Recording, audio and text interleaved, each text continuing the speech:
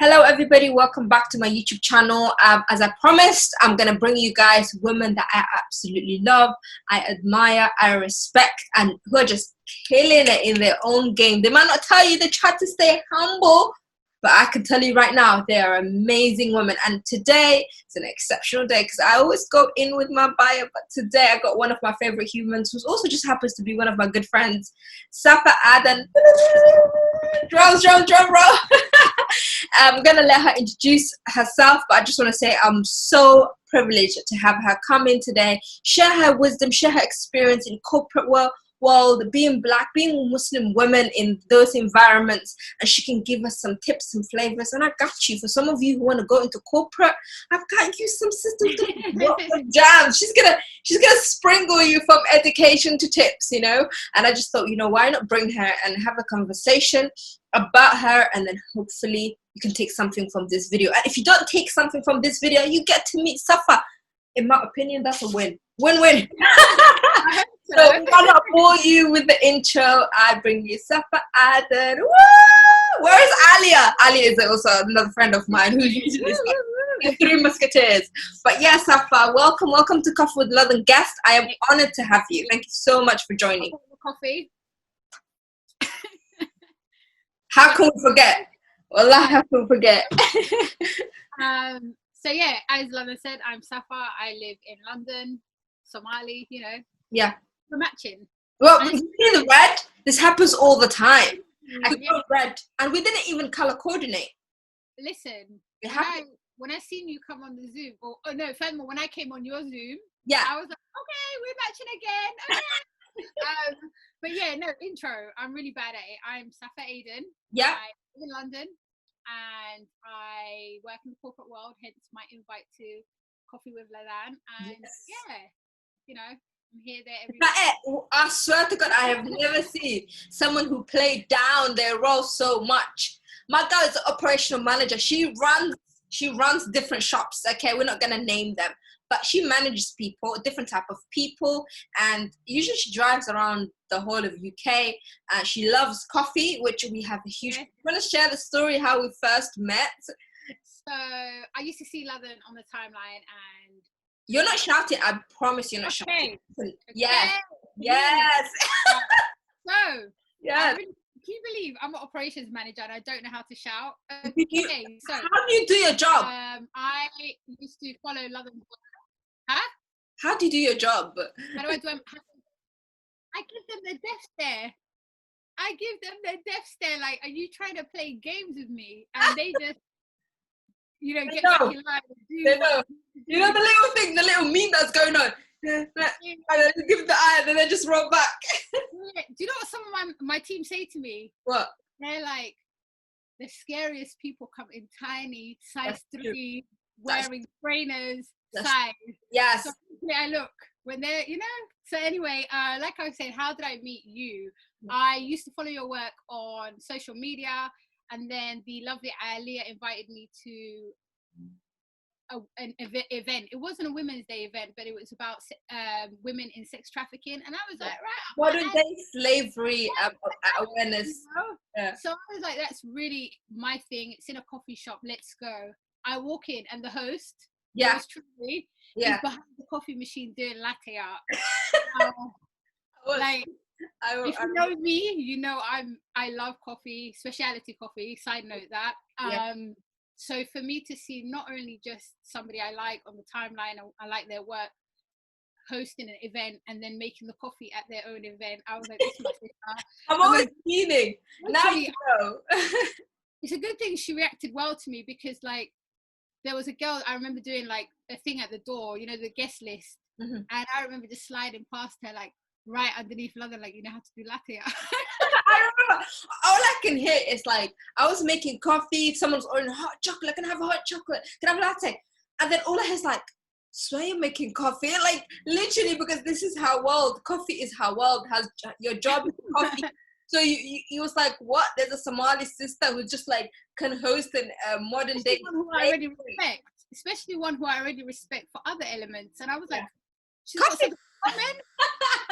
Be my friend.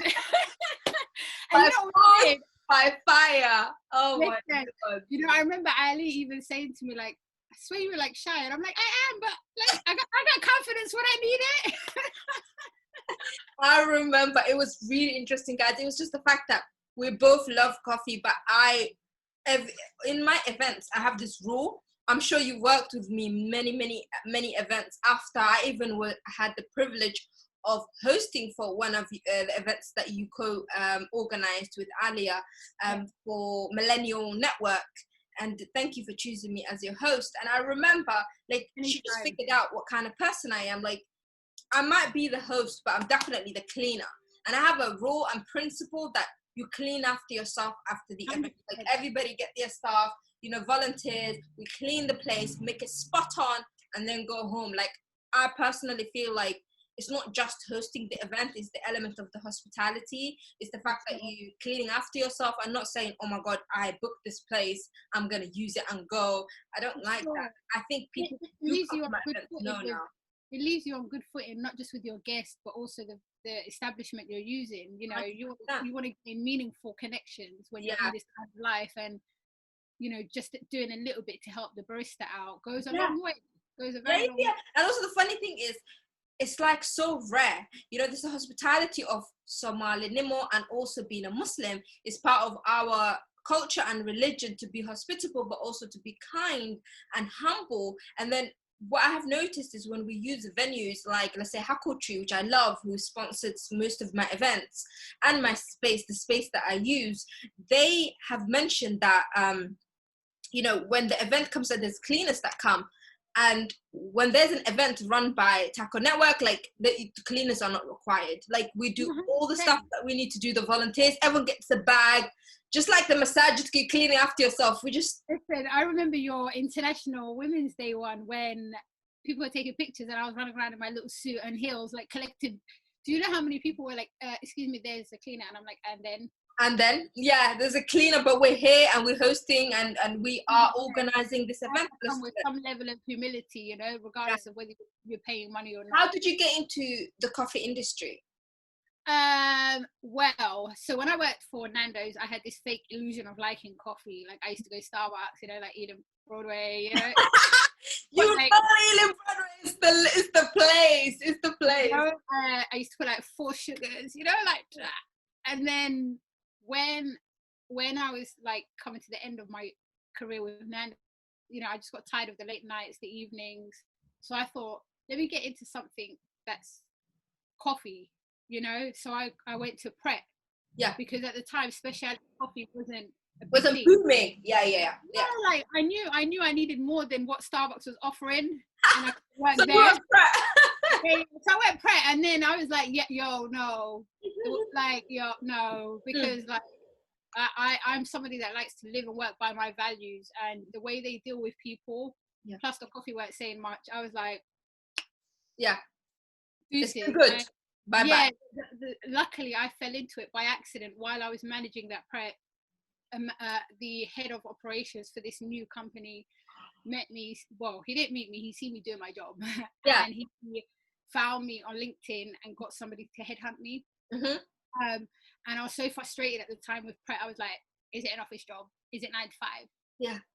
You know, and the man was like, no, obviously it's not, but you know, there's this opportunity to run our flagship store and then career progression.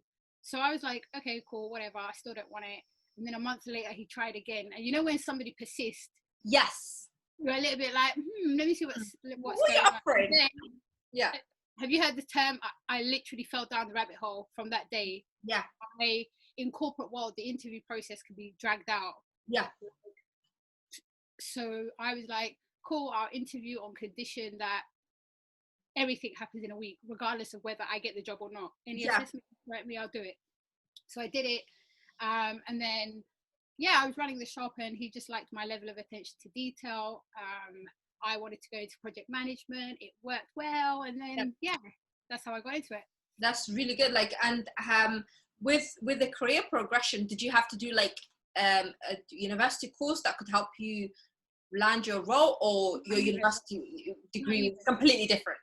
Not even. I legit worked my way up from the bottom, like in terms of the management ladder. Like I started as a waitress in Nando's, or cashier as they refer to it. You see your voice is oh like, sorry, I thought you start talking and she's like, hello.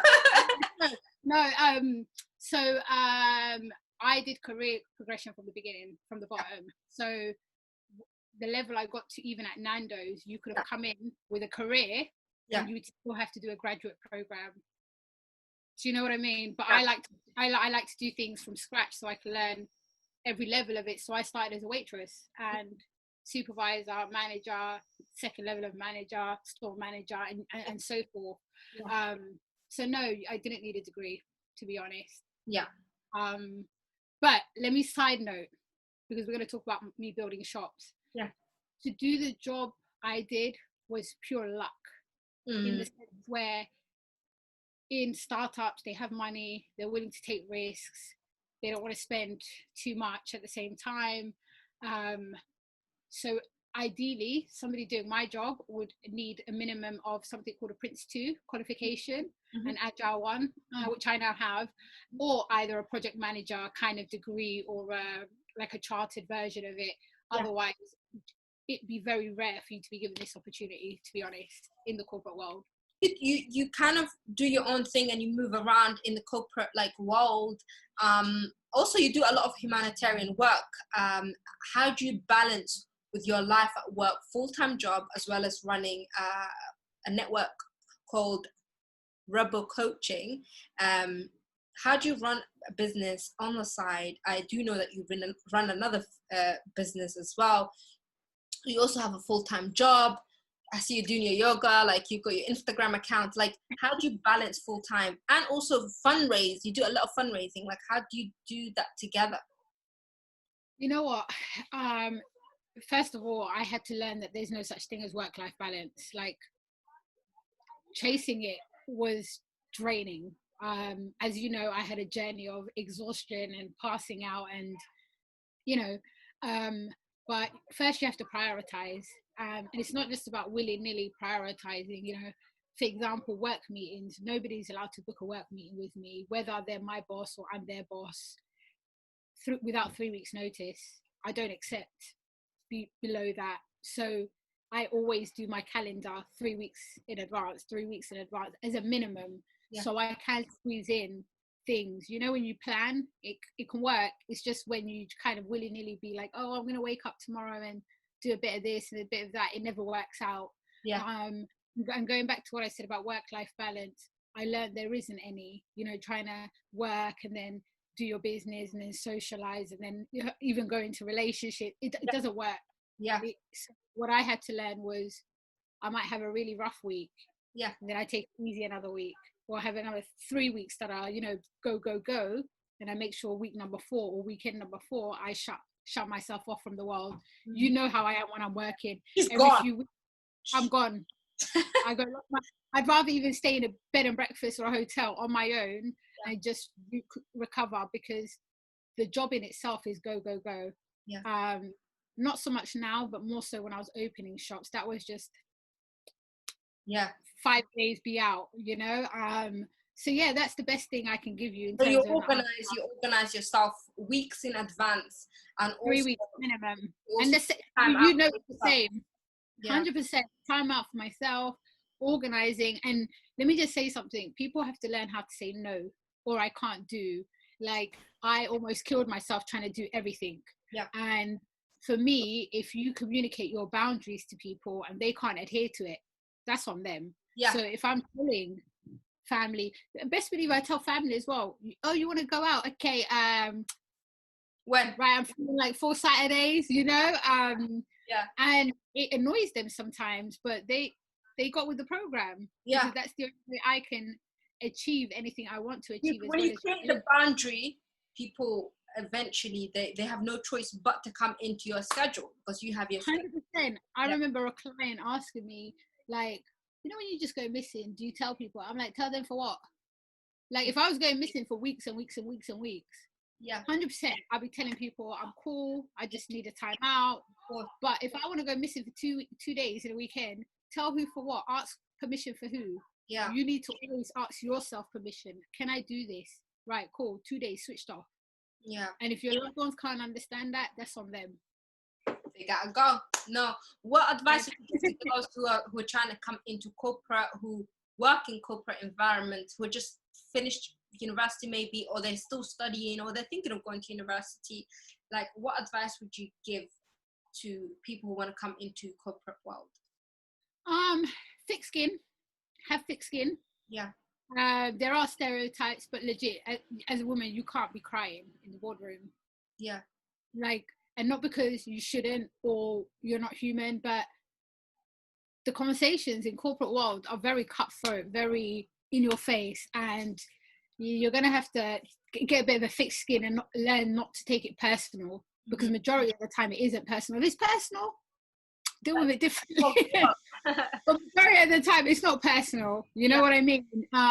So, you know, try to have a thick skin, and if you don't, start asking people for feedback. Start asking from now. And in terms of experience, if people are students or studying right now, I would say get out there, get into internships, because this is where we're slacking as minorities. You know, I saw a thread once on Twitter about, oh, how can this DJ only pay for my travel expenses and this, that, and that? By law, that's the only thing they can pay you, first of all. And second of all, why do you think John from Putney High Street, why you keep picking Putney? What's up? I don't know. You said Putney just coming to mind. You know, but you get my point. You get my point, though. I actually have a good friend that lives in Putney. You get my point. A lot of times it isn't the race that's the difference.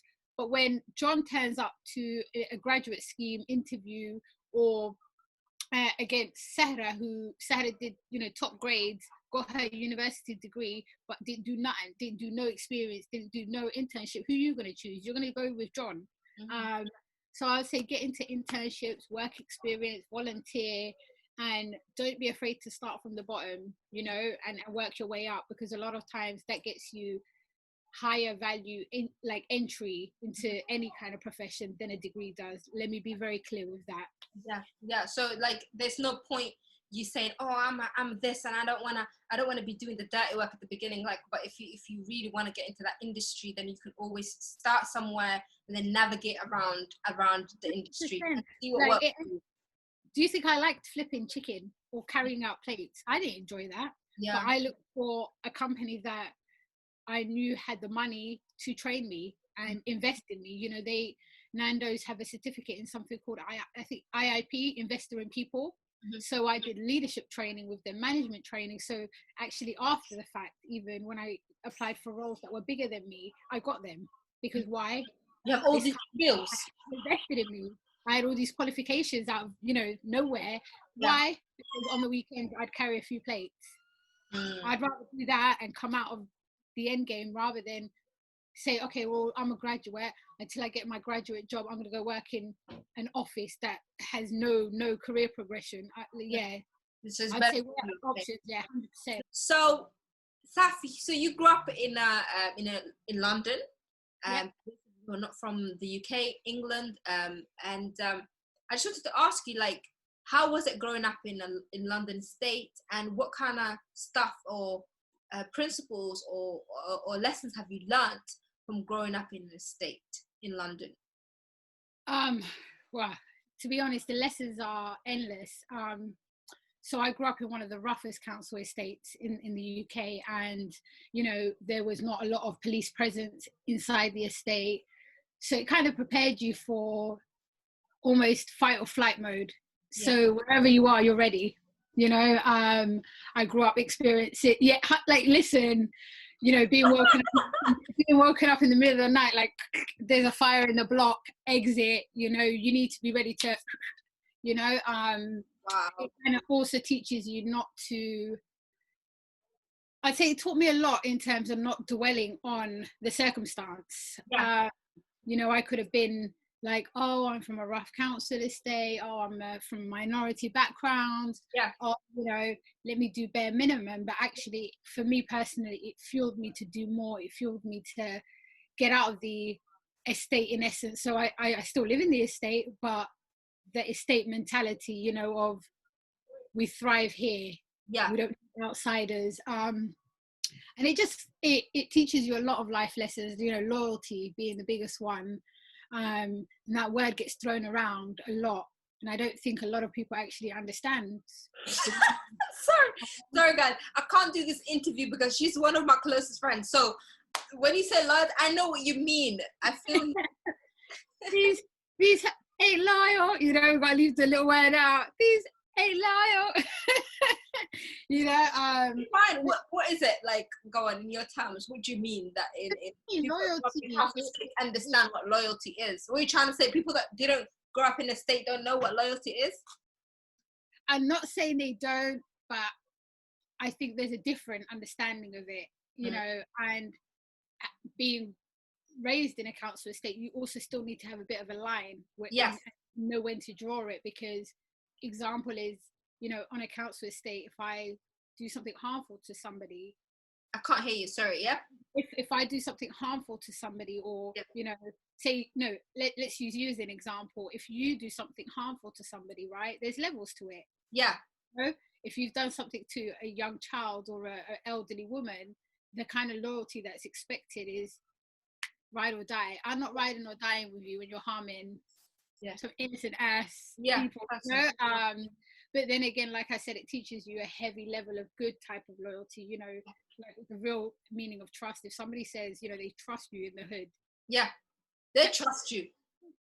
That those words don't just come out. Say to you, I got you. That means I got you. That means I'll fight on your behalf.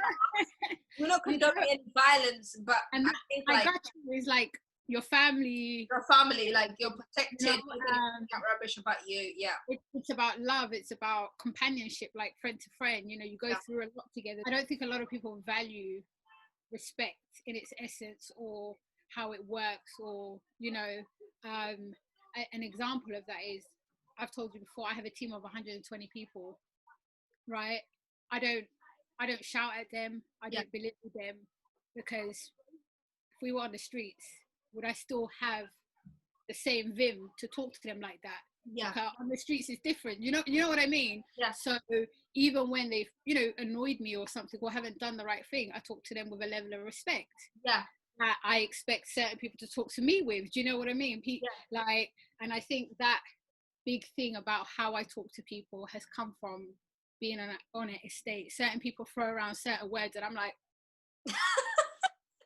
yeah, I know what you mean. I think like with loyalty, be careful with your word game, you know. Loyalty, and you mentioned like the respect as well. And I think I also grew up in a council estate. It was a private home, but in a council estate. So you know those type of houses. So I wasn't like in a council house, but I was in the state, you know. And I remember like you hear stuff and, you know, snitching or telling people off, or like, you know, backing someone. When I say backing someone, it's like, let's say like me and Safa are friends now. If someone comes for Safa, like what would you do in that situation? It's so childish. One of us. But yeah, it's it's like it's so childish. But I think for me, I'm definitely, call me childish. Like if you are my friend, I'm like, that's it. Do you know what I mean? If you can't dislike my friend and still hang around with me, so I think that I still have that as well.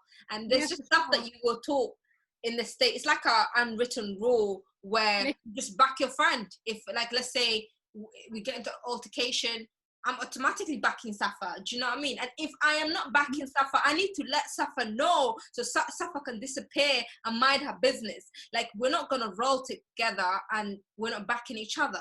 You know, and that's a quite strong bond that you have in the state. If you grew up in the state, and also that respect that you have for the person, even if you're no longer in contact with them or if you're no longer friends with them, you still have to respect them, and you don't speak ill of them, and you don't go talking bad of them, or no matter what happens, it could be deep, whatever, you still have to respect that person, and you have to, you know.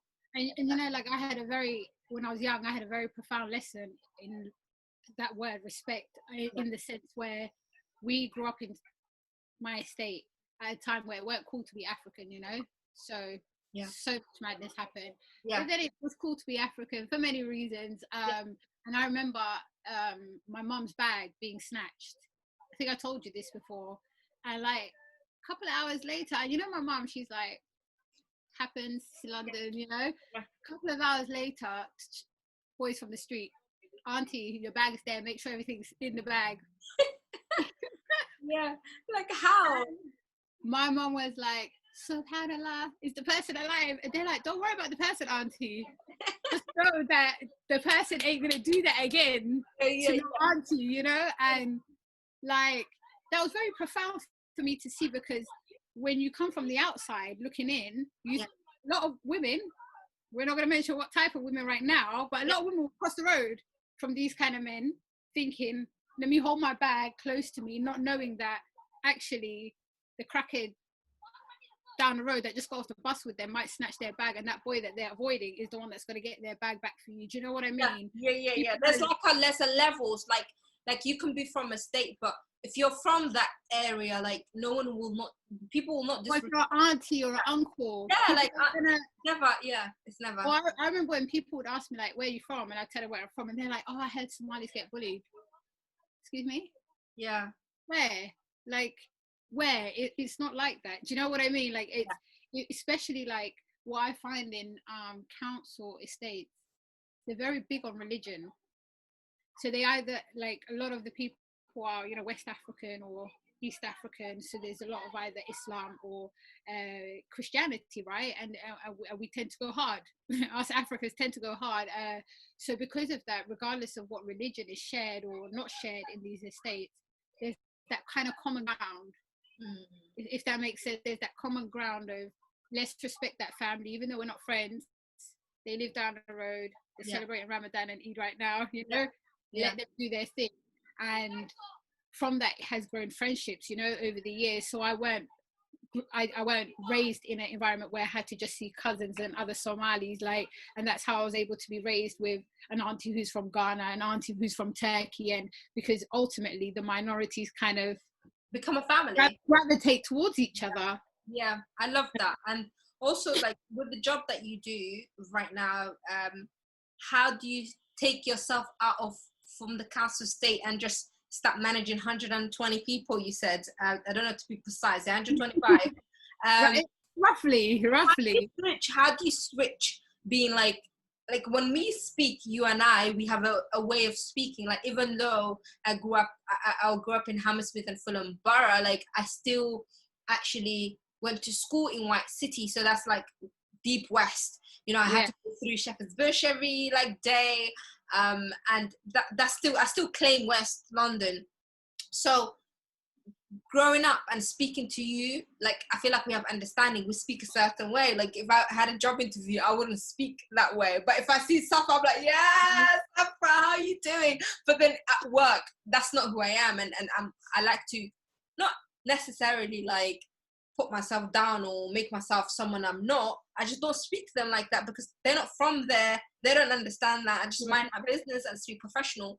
So do you find yourself expressing in a certain way just because those people don't understand, or they don't understand your culture? You know, for me, it was university that I kind of experienced, like, whoa, these people don't understand the code, you know, chat shit, get banged, you know, like, you don't understand. Like, you're chatting rubbish, like, in lecture, but you will come out from the lecture and I'll wait for you outside. Like, do you not know that I'm going to catch you outside? Yeah, 100%. So for me, it was a shock to see people just being reckless and not worrying and stuff. Like, whoa, are you not scared? So I think university was for me when I found out that, like, I'm different and I have different values, I have different culture. And, you know, the whole thing of conservative and Labour and politics, it all came down because I was studying journalism at Roehampton University, and most of the kids were from a privileged background, and the way they were speaking of the homeless, the way they were speaking, like, charity, fundraising, being compassionate and humanitarian work in a council state is quite big. You know, you do fundraising, you're compassionate, you care. So I come to university and I'm seeing kids saying things like that. Yeah, you're homeless by choice, you know, you shouldn't be in those circumstances. You should just wake up and find whatever. Poverty is a choice. You hear things like that, and in my head I'm like, do you want to fight? Because at this, I want to fight. Let's go outside. And I struggled just to make them understand that poverty is not a choice. I don't wake up and choose to be born in this environment.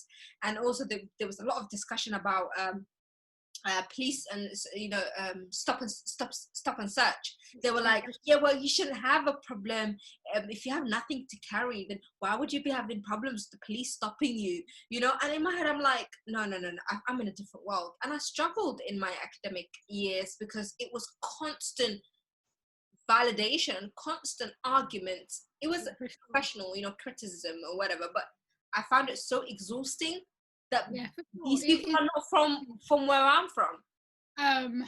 So this your work, go back to the questions, like for your work, like did you find moments where you're just like, oh my God, we just don't understand each other? 100%. It's happened throughout my career, but fortunately and luckily I work in a company that I've not been tried. Yeah. I've not been tried. Okay. Right.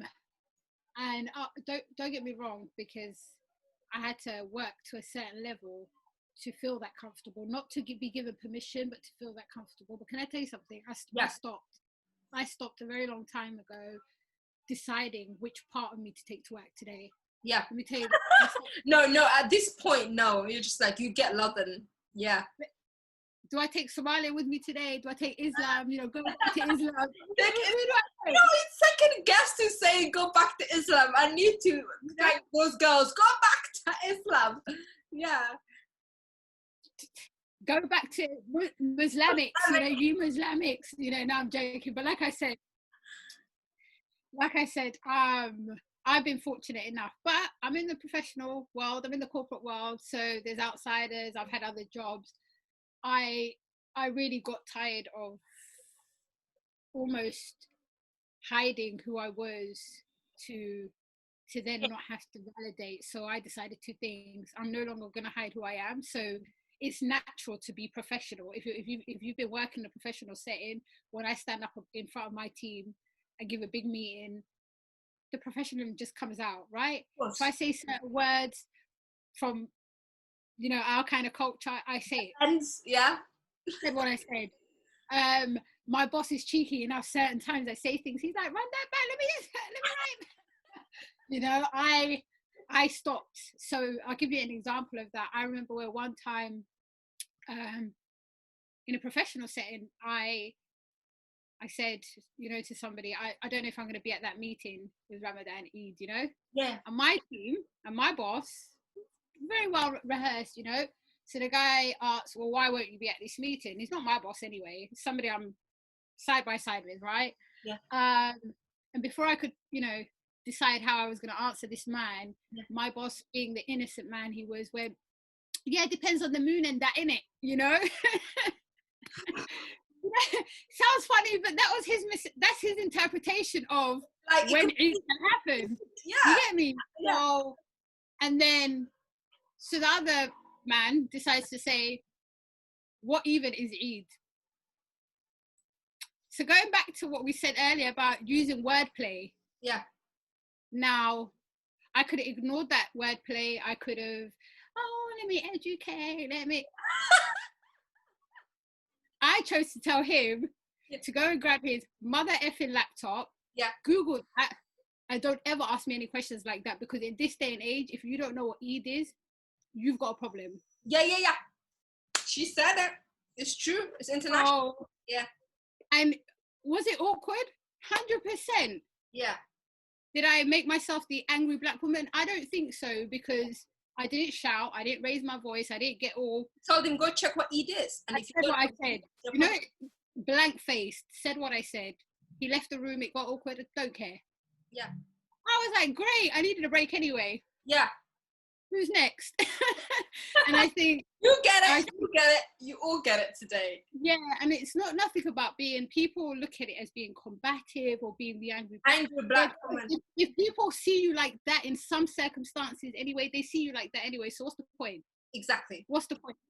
So I'm not saying play into stereotypes, but you know my motto, if it's happening, nip it in the bud. But sometimes it's not about it happening. Sometimes it's more educational pieces. So another example I experience is because we talk with hands, or I'm quite an assertive, direct person, right? Yeah. So certain cultured women can't take that. They ask a question like punching, you know? Yeah. You punch back, they cry in the corner. You're like, oh my God, the tears that, yeah. Like, what happened? And they're like, oh, you no, I was nothing. You asked me a question, I answered you back. You just didn't like my response. Yeah, you don't. So now I'm a bully. Now I'm a bully. Oh my God, the amount of people that I know. But like, let's say I have one of my dearest sister is in a position. She's a senior in her position. Yeah. So you know, it's her job to tell people what to do and stuff like that. And there was a whole street. They accused her of her being a bully, and also it's just like there's this culture where a woman should be like, oh my God, like, yes ma'am, or whatever, and if you hurt me I'll cry. But then there's women like myself and you who would actually tell you, hey, you're being disrespectful, I don't like how you're treating me. Or you know, when you speak our mind, it just makes so many people uncomfortable. And you would think it's only men. It's not just men. There are women as well who would be like quick to label you and just be like, yeah, she's too fiery. What does that even mean? All I said was, we need to reconsider the schedule of me coming to work, and then I'm fiery. You're sassy today. How am I sassy? Like, literally. So it's just, you know what? Yeah, I said this literally to someone before. I said to them, just because you are around mellow women who want to fit in those type of environments so badly to the extent that they push themselves down. Now that you're dealing with people who don't care about what you think, you quick to label. So yeah, it's really difficult. It's difficult. It's just yes, it's sad because sometimes it's just cultural differences. Yeah. And I think if everybody, you know, if people generally, I'm talking across all industries, were not focused on just, you know, filling that diversity and inclusion quota, maybe, you know, certain industries and businesses will learn how to incorporate these cultural differences and make life and work a lot easier. You know, going back to school, an example was when your parent is shouting at you, look them in the face. How? You can't look at them. Look them in the face where? My mom would be calling everybody like, this girl disrespected me today. But then you go to school. So, and then you go to school. Yeah. And then the teacher from born and raised down the road wants to shout at you and wants you to look them in the face. Look at me, and you're like, oh my God, I was told not to look at people. And then they send you to detention because they're like, Ladan was disrespectful while I was telling her off, she was looking down. So I think this could solve, I think, a lot of the labeling issues. Because we know certain people are more prone to being victims. We too, we can be victims too. You know, sometimes there's poor quality work and people are like, it's because I'm black. No, it's you're like, you know, because you're not good at your job. Like, no, you're bad at your job. No, I know what you mean, but in terms of you mentioned diversity, and with the diversity, I was watching, I think he's the head of, I don't want to say the company name and get it wrong, but he's head of one of these big organizations of diversity. He's the head of diversity. He's the diversity consultant for the huge brand. And he said something on the line of like, you know, he was doing a presentation, I believe it was for TED Talk, and he said, you know what, you can create a diverse group of people, but it's like it's like inviting people to a party. He said, like, you can invite anyone to a party, but if you don't ask that person to come and dance, there's literally no point. Do you know what I mean? I can invite anyone. So for example, you can have a company and you can focus on like ticking the box. We need 3 Black people, 2 Muslim people. We need to also work with this community and that community. But then in the actual company, they don't have like things like prayer room. They don't understand that some meetings can't always happen in the pub because there are people who are not comfortable going to the pub, you know. So are you doing your meetings in more neutral places like restaurants and coffee shops, or are you hiring places that you create an environment where people are comfortable? So it's not necessarily like diversity, it's about the inclusion and including these people. Like I say, oh, you want to have more diverse, but then the environment is not good. I will come to work in your company, but then I realized that Black women are labeled in a certain way. Some people are trying to touch my hair. Some people don't even know what Ramadan is in this day and age. Like, you know, some people are mistaking your turban to a Sikh brother's turban, getting the pictures of a Black person, another Black person. Where can they find you on social media?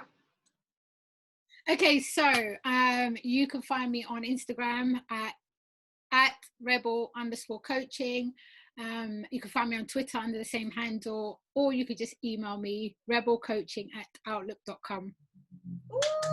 Is that better than the intro? Thank you so much. Like, you're my third guest.